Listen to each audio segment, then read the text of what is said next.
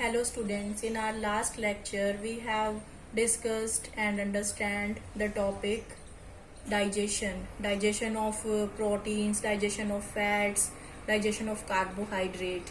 In your NCRT, the digestion of all the food product that is given, you can say collectively together, but in my video you have seen that the digestion of carbohydrate proteins, that is I discussed in different pattern, you can say in the different way, not together, so that you can understand it better.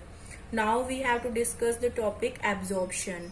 So after the digestion, the molecules, the biomacromolecules, they change into small molecules. And what is the fate of the carbohydrate, proteins and fats after digestion? So fate of carbohydrate, that we can say the glucoses, and the fate of proteins, amino acid, fate of fats, that is fatty acid and glycerol. So these are the simple form of the food. Then they should be absorbed by the small intestine, because in the duodenum part of the small intestine the complete digestion of food takes place, and after that the jejunum and the ileum part of small intestine, we can say. So in the small intestine the maximum absorption of food takes place, and especially in the jejunum and the ileum part. So the maximum absorption of food means that food is absorbed by our blood, and assimilation also. Now what is the difference between absorption and assimilation? Absorption means the food is absorbed by our blood, and assimilation means then it is used by different tissues and also help in the formation of other products. So that is known as assimilation. So in large intestine, now after the small intestine, then undigested food enter into large intestine, and in large intestine there is the no digestion of food, only the absorption of water and certain drugs and minerals takes place. And the large intestine also secretes some mucus, so that mucus is essential to you can say the make the undigested food together, so that the undigested food can be removed through our body very easily. So different activity of gastrointestinal tract is also there. These gastrointestinal tract activity, like if we just see or just the smell of the food, then our saliva secretion also start and our gastric juice also secreted. So different activities are there which regulate the secretion of the different enzymes. So that is, now we have to understand that how absorption takes place in small intestine. So there are the different you can say the ways by which this absorption takes place. So we have to understand these different ways. So in the mucosa of small intestine, so the mucosa, that is the innermost layer, the food is absorbed and it goes in the blood. So this is known as absorption. And assimilation means that when it is used by the different tissues to make the other you can say the other compounds.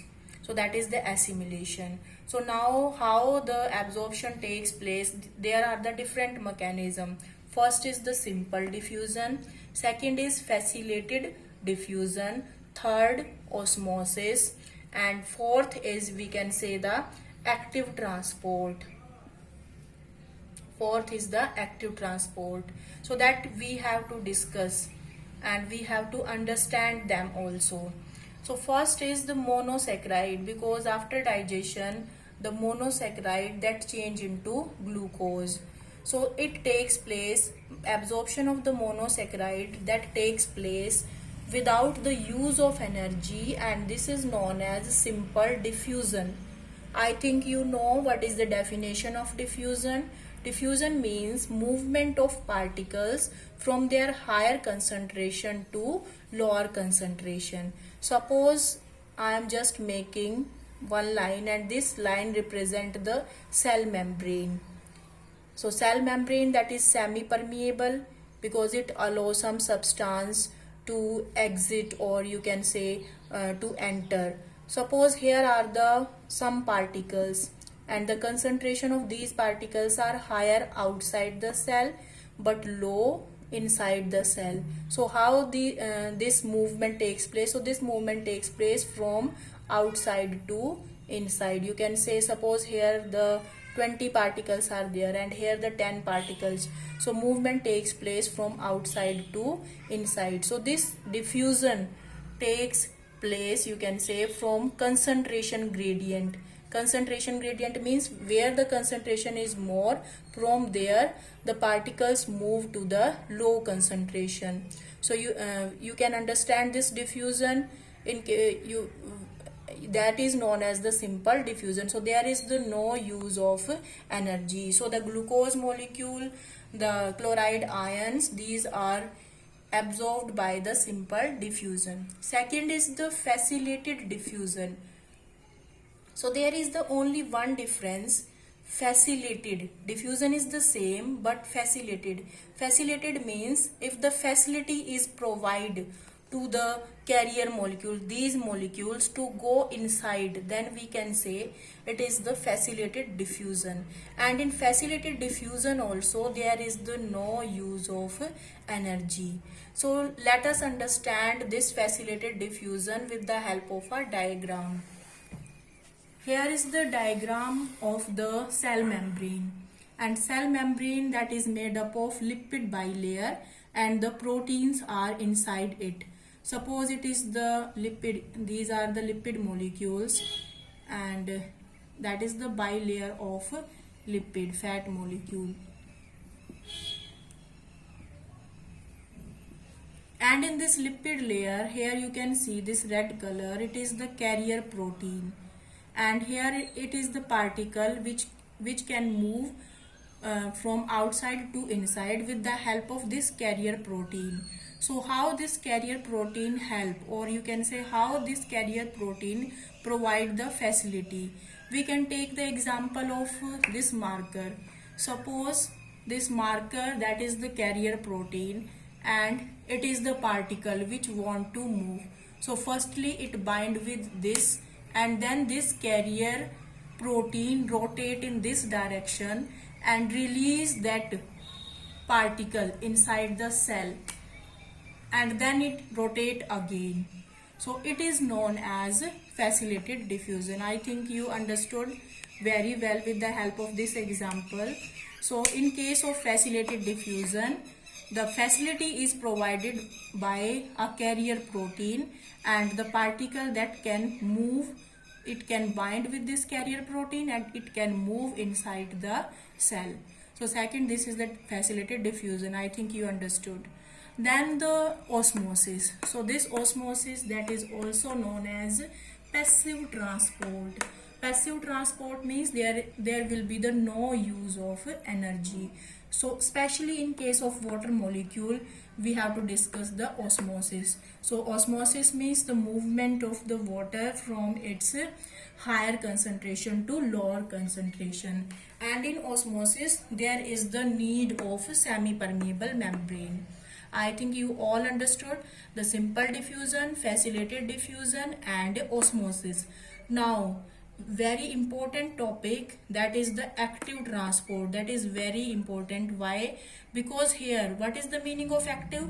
Active means having some energy. So in active transport, there is the requirement of the energy. The particles have some energy, means they require some energy to pass from one side to another.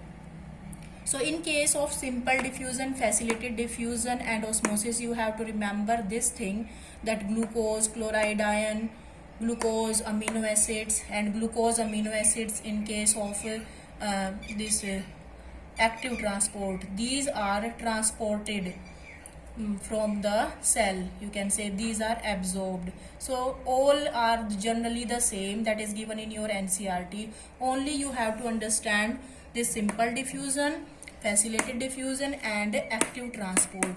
Now let us understand what is active transport. So amino acid, glucose and sodium, they can transport it with the help of active transport. Suppose that is the double layer of the cell, and here also a pump means a carrier protein is also here like this. It is the pump, and there is the one difference. It takes place, means you can say, against the concentration gradient. Here the concentration inside more, but outside the concentration is less. So we can say it is the uphill transport. Uphill means when we are going to a hill, then we have to use energy, and here this movement is known as the uphill transport. So here these two particles move with the help of a, you can say, the carrier protein, and against the concentration gradient with the use of energy. So it is known as active transport. And in the last, now in this topic, one thing is left, that how these fat molecules transported in the cell.